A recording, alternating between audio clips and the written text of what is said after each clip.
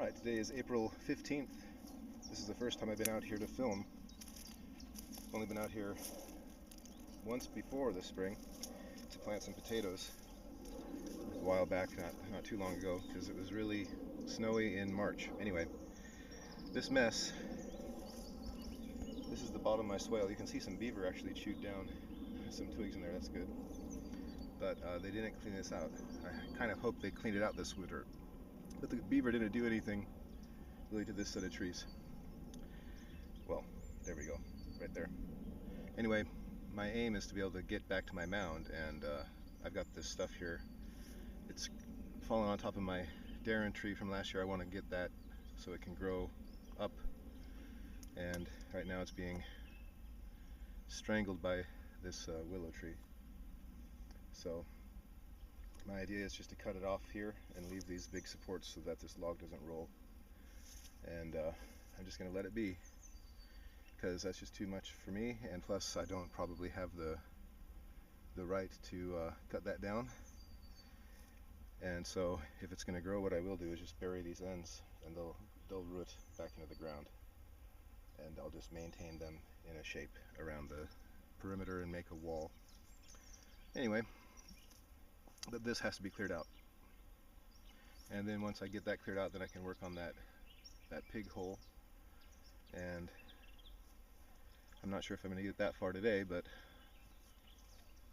I'd just like to throw a few shovelfuls back up on top if I don't get a chance to later. Keep the evenness up. Plus there might be bits of Jerusalem artichoke roots in those bits of dirt that got pushed off the top and are on the bottom. I'd like them to be up on top. So I'll shovel that back up before things start really growing. And yeah, it's a late start this spring, but yeah, couldn't get out here earlier. And I'm thinking about getting to the snake mound today, and I've got lots of pumpkins I'm going to plant that I had frozen, so I'll do that later.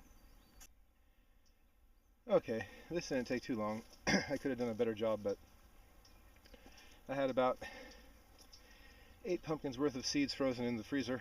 I defrosted them last night. I put them all in that big yellow bucket with about a liter of water, mixed it up. So newspaper, pumpkin seeds and all. I can still see some pumpkin seeds I probably should still bury, but you can see some bits of newspaper as well. But I buried a good 200-300 pumpkin seeds that are wet and now under soil. So the next big rain we get, they should be ready to sprout, because they're already wet. They'll just be germinating for a few days. There's a lot of heat. Hopefully it'll rain, and we'll have our first pumpkin sprouts pretty soon. And out of those 300, I suspect maybe 20 will survive, and that's because of slugs. So I've spread them from the tail of this thing all the way up to about the shoulder of the snake. Left a small gap here. There are potatoes all over the head of the snake mound, and so far there are just these pumpkins. But I'm going to spread chia, and actually I don't think it was called chia, it was called charnushka, but maybe it was chia too. So chia and charnushka. There's 2 types of dark seeds, and some flax seeds, of course. But anyway, so that's my mess from the pumpkin seeds. It will be cleaned up, no big deal. And I'll spread some seeds here.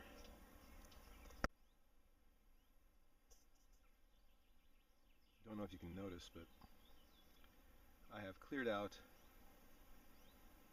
this part of tree that fell down. You might see a few cuts on the branches up there. It's sprouting. It's sprouting every few inches actually on some of those branches, and they're going to grow straight sticks going straight up.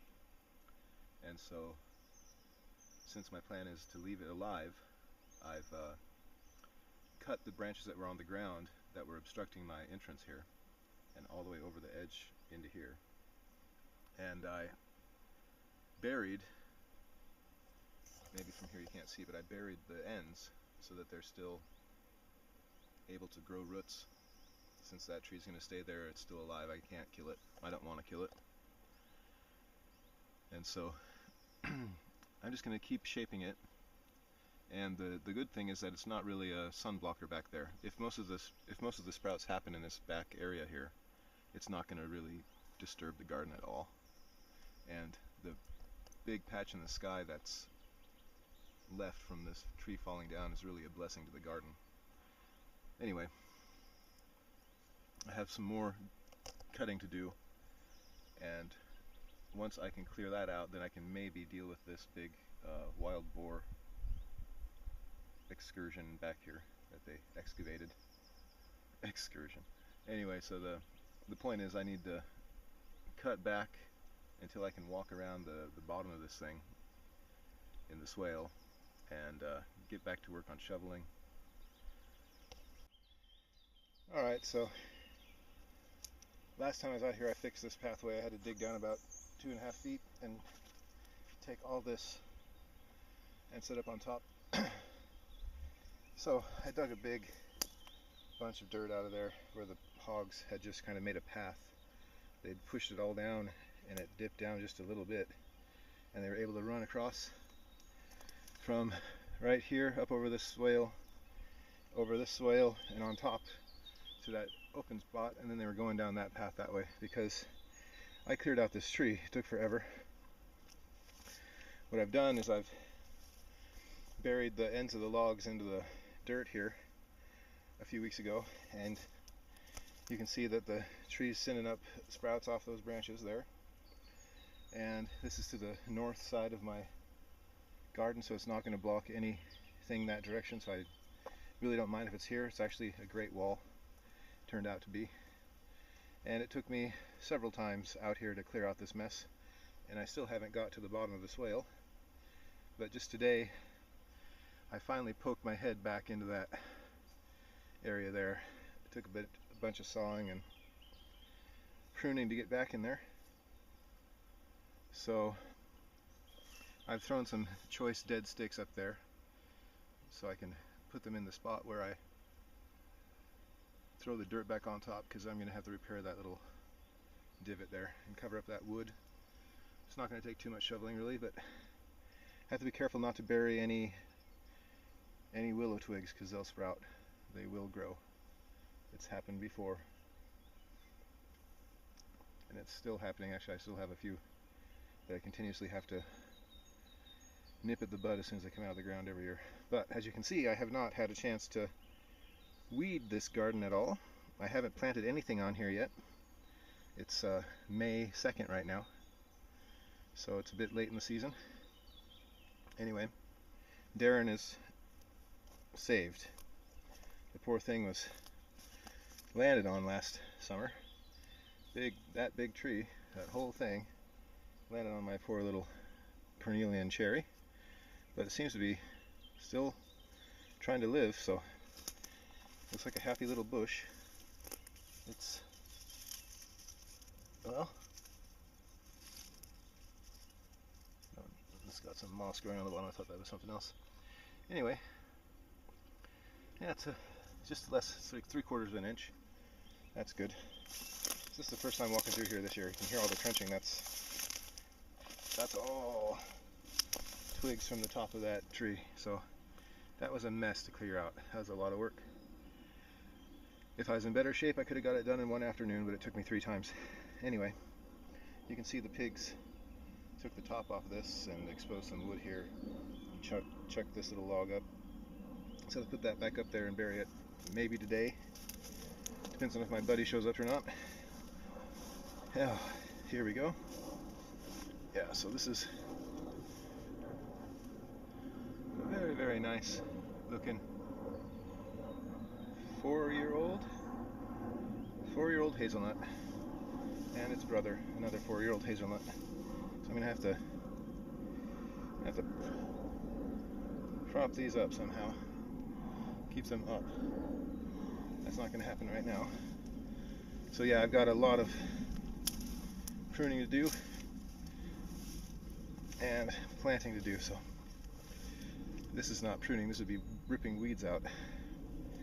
And I really have zero desire to do so because it's stinging nettle. My arms will be chewed up by the end of the day. So we'll see what happens. And all this Himalayan balsam's got to come out, but weeding is a slow, painful process here. But the one bonus I have, I haven't planted a dang thing on this, so I just have to be careful not to pull out the Jerusalem artichoke. And it is coming up in a few spots, but so got my work cut out for me if I want to make anything of this garden.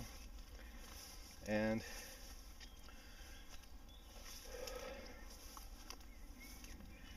yeah, you just got to do it. It's hard to get started sometimes, but you got to do it. So you can see how I pruned the thing back, and I'll continue to prune it back as much as I can. If it starts to spread out over the top, I'll let it go a bit, but I'll make sure it doesn't overcrowd everything. I don't mind if it grows back that way at all. I can fill up that spot.